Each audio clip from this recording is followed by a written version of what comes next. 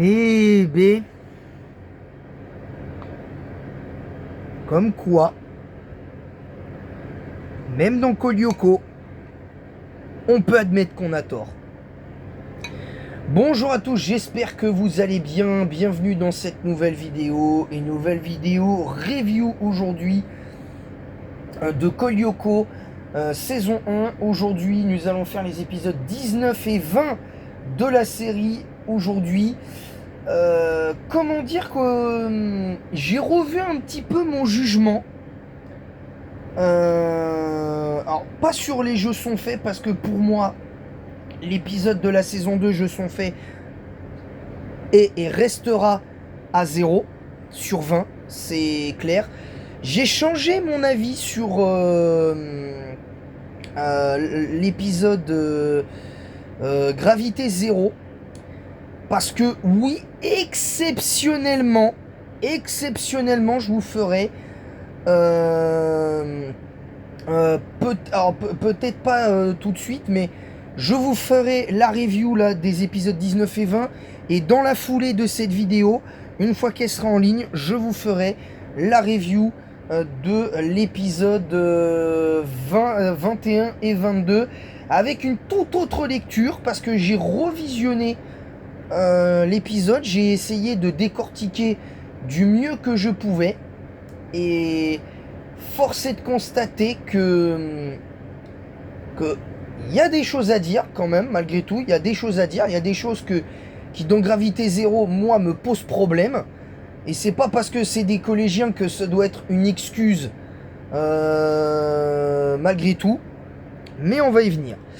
On va commencer par l'épisode Frontière. Et l'épisode Frontière, c'est pas comme son numéro, mais par contre, je vais lui mettre un bon 17 sur 20. Pourquoi? Parce que l'épisode Frontière commence, c'est du quotidien. Jérémy fait son petit truc habituel et il veut aller voir Alita sur Lyoko. Seulement, ça se passe mal. Alors moi, j'ai une théorie sur ça, c'est que je pense que Xana avait prévu que Jérémy aille sur Lyoko, soit légèrement intervenue pour faire coincer Jérémy entre le monde virtuel et le monde réel, tout en lui infligeant des dommages récurrents. Et quand il arrive à 0, ben ce serait terminé, mais complètement. C'est pour vous dire. Oui, en même temps, je mange une petite glace. Et là, en fait, je mets 17 sur 20 parce que le risque qu'ils ont pris avec Yumi, entre Yumi et entre Yumi, entre Yumi et Ulrich, qui font n'importe quoi à ce niveau-là, j'en ai marre. C'est des enfants, c'est des collégiens, j'en ai rien à faire. Là, pour moi, ça m'enlève 2 points. Même 3 points, parce que j'aurais pu mettre 20 sur 20 cet épisode. Premier degré, j'aurais mis le premier 20 sur 20 des reviews sur Kolyoko. Le premier. Et au passage, je mange une boule de glace Bueno et Nutella. Très bonne glace d'ailleurs, petite parenthèse. Glace Bueno, 8 sur 10. Glace Nutella, 10 sur 10. Comme ça, c'est clair. Après, chacun ses goûts en termes de nourriture. Donc, je disais, moi, ce qui me gêne aussi, c'est le cas de Jérémy, parce que oui, il veut aller voir Alita, c'est une chose. Mais pourquoi ils n'ont pas préparé ça en amont? Parce que les Lyoko guerriers, à un moment donné, ils savaient que Jérémy allait vouloir rencontrer Alita directement sur Lyoko. Parce que pour éviter ce qui s'est passé dans cet épisode, alors peut-être que ça aurait pas eu le même impact, même si l'épisode s'appelait Frontières, l'épisode n'aurait pas eu le même impact, et peut-être que l'ensemble de la licence Kolyoko n'aurait pas eu le même impact. Mais là, faut qu'on m'explique c'est quoi le but en fait. Parce qu'il était à 2 doigts de perdre là. Parce que là, dans cet épisode, Jérémy, il est à 2 doigts de perdre la vie. Tout ça parce qu'il veut absolument voir Alita, lui dire ce qu'il ressent, et éventuellement lui dire le fameux je t'aime, mais ça n'arrivera jamais. Et même quelque part dans l'œuvre, même dans tout le Code Lyoko, ça n'est jamais arrivé. Ça n'est jamais arrivé. Et même dans Code Lyoko Evolution, qui n'est pas canon, je le rappelle, ce n'est pas normal. Et petite parenthèse, on m'a parlé de la vidéo React Polémique là, qu'a fait Sofiane Le Geek, qui soi-disant s'est fait débunk par un mec qui disait que Akira Toriyama n'était pas top 5 des meilleurs mangaka du monde, voire même de la planète. Cette polémique, je m'en cogne. Donc je veux pas en parler et j'en parlerai pas parce que moi, ces débats à comparer tous les mangaka qui ont leur propre style de dessin, faut arrêter. Avec ça, faut arrêter. Tu peux pas comparer les mangaka entre eux, c'est impossible. Tu peux pas. Pour moi, tu peux pas. C'est juste une énorme ânerie et bref. Donc voilà. Maintenant, je vous avoue, c'est dérangeant. Pour en revenir à nos moutons, moi, je trouve ça ultra dérangeant parce que au final, Jérémy est le premier à prendre un risque qui sait très bien que les risques qu'il encourt. Il sait très bien les risques qu'il encourt.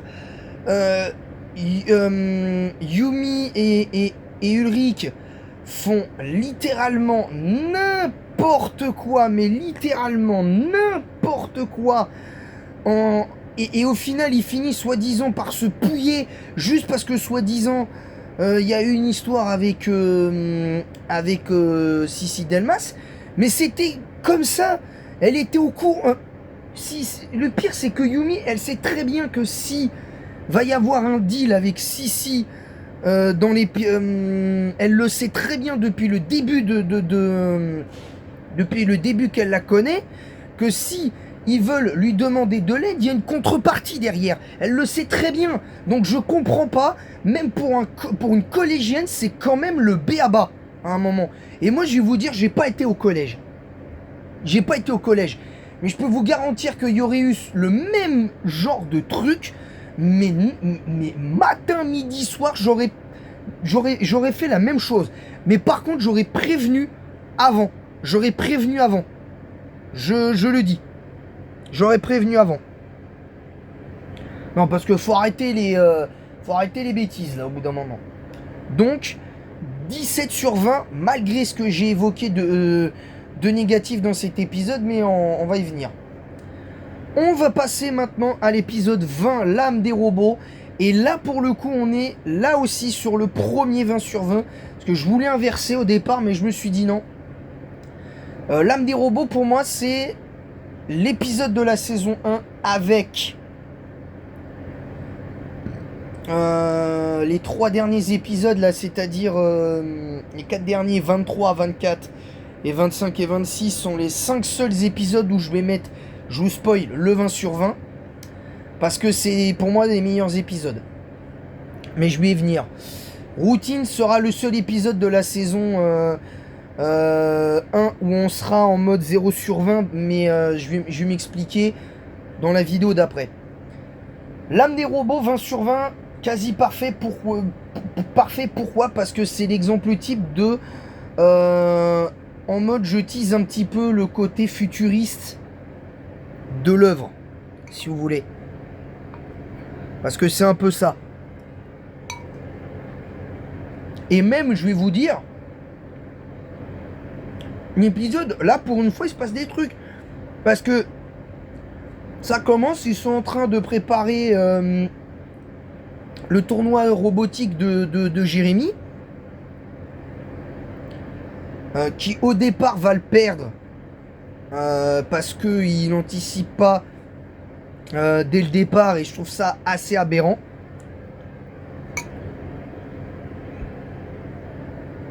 Je trouve ça assez aberrant. Mais vraiment assez aberrant. Mais ça me fait pas enlever un point. En revanche, ben, à partir du moment où le tournoi commence, ben, pendant ce temps-là, ben, Alita ressent que quelque chose cloche et Xana, et ça y est, elle se dit, ben, Xana passe à l'attaque. Xana, évidemment, passe à l'attaque, fabrique un robot géant de je sais pas combien de mètres de haut. Ils attaquent. Ils se font attaquer. Un autre robot est fabriqué, mais cette fois avec... Excusez-moi, ça peut arriver à l'avenir, ça. Ils se font attaquer par un autre robot dans l'usine qui possède un moyen de la jouer en mode carrément mitraillé de 2 clous, carrément. Un peu what the fuck, on peut le dire. Et pour le coup, ce qui est intéressant, c'est que bah, ils gagnent, ils font un truc, ça se remet au moment de la finale du tournoi de Jérémy, et Jérémy finit par l'emporter. Et tout finit bien, tout est bien qui finit bien. Et là, pour une fois, je vous avoue, c'est l'épisode, pas l'exemple type de l'épisode parfait, parce que c'est loin d'être le cas, mais je lui mets quand même 20 sur 20, parce que pour moi, cet épisode-là, je n'ai pas de défaut. Il y a des choses que je trouve en partie aberrantes. C'est le fait que, encore une fois, comme d'habitude, dans chaque dessin animé japonais, ou même ce type de dessin animé qui, je le rappelle, est français, le héros n'anticipe pas que son rival, sa rivale, va lui, qui a une véritable, je vais pas dire pourriture, mais presque, tu vois, un personnage qui se dit rival et qui veut faire des crasses parce qu'il en a marre et tout ça, et puis voilà ce que ça donne derrière. Voilà ce que ça donne à chaque fois. Donc voilà. Donc là, je vais mettre en place la vidéo. J'espère qu'elle vous aura plu. N'hésitez pas à vous abonner en masse. On n'est plus qu'à 2 abonnés des 500. Je vous avoue, j'étais à 2 doigts de faire le 8e épisode d'aujourd'hui. Je vous avoue. Mais je préfère éviter. Parce que... On m'a demandé sur Instagram justement, mais je vais y venir après. Abonnez-vous, activez la cloche pour recevoir toutes les notifications, likez en masse, partagez en masse le lien de ma chaîne YouTube sur tous vos réseaux sociaux, et un pouce bleu et un commentaire pour le référencement de cette vidéo en disant en quoi vous êtes d'accord, pas d'accord avec ce que j'ai dit. Et on se retrouve pour la review de l'épisode 22, de l'épisode 21 et 22. Et croyez-moi, vous allez être surpris de ce que je vais vous dire. Vous allez être surpris. Vraiment, premier degré, vous allez être surpris. Donc du coup, j'aimerais vite fait, pour terminer l'outro de cette vidéo, vous parler un petit peu de l'éventualité d'un live d'aujourd'hui. On m'en a parlé pas plus tard qu'hier soir, et encore aujourd'hui, si j'allais en faire un, comme je l'ai fait la semaine dernière. Non, je ne le ferai pas. En revanche, oui, la semaine prochaine, il y en aura un. Pour la simple et bonne raison que comme ça nous permettra de finir le let's play un peu plus rapidement qu'à l'accoutumée. Et on verra, bien évidemment. Pour l'instant, je ne sais pas, mais en tout cas, c'est sûr qu'aujourd'hui, il n'y aura pas. Aujourd'hui, il n'y aura pas. Voilà. Donc sur ce, je vais vous laisser, et en attendant la prochaine, je vous dis à bientôt les Lyoko fans, et le voyage continue.